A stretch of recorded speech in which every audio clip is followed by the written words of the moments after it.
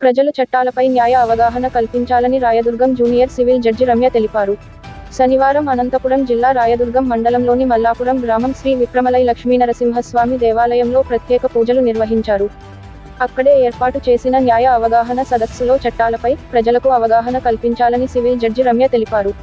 గ్రామంలో ఉన్న సమస్యలు తమ దృష్టికి తీసుకొస్తే రుసుం లేకుండా అధికారులతో చర్చించి పరిష్కరిస్తామని తెలిపారు.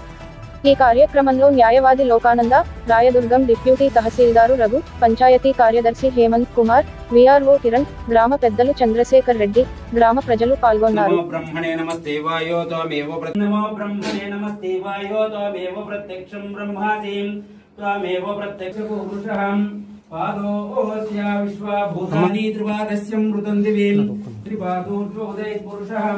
पादोऽस्येह भवात् पुनः ततो विश्वं विक्रामदों शासनानशनेमि तस्मात् विराडजायतां विराजोऽधिपूरुषः स जातो अत्यरिश्चतन्वतां वसन्तोऽस्यासि राज्यं ग्रीष्मयुग्मशरद्दविः शतकोपं सदा विष्णुं विष्णुश्रीपाददर्शनं सरसा दरिष्यामि कोटियज्ञम्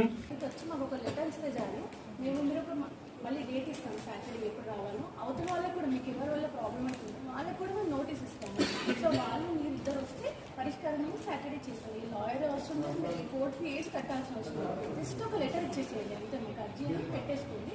మేము అది స్టాఫ్ వీళ్ళు చూసి మీకు ఎవరి వల్ల ప్రాబ్లం అవుతుంది అని చూసి వాళ్ళే నోటీస్ పంపించి మిమ్మల్ని పిలిచి మాట్లాడతారు. అప్లికేషన్ ఇస్తే వాళ్ళకి పిలిపించి మాట్లాడి ఏ ప్రాబ్లం పరిష్కారం వెళ్ళేది. సో ఇది ఒకటి ఉందని కూడా అందరికీ తెలియదు. ఇట్లాంటిది ఏంటంటే కోర్టుకు వస్తే ఓన్లీ కేసు వేసుకోవడం కేసు అని అనుకుంటారు. ఇట్లాంటి ఒకటి ఉంది. మనకి సాటర్డే మనం అందరినీ కూర్చోబెట్టి మాట్లాడతారని తెలియదు.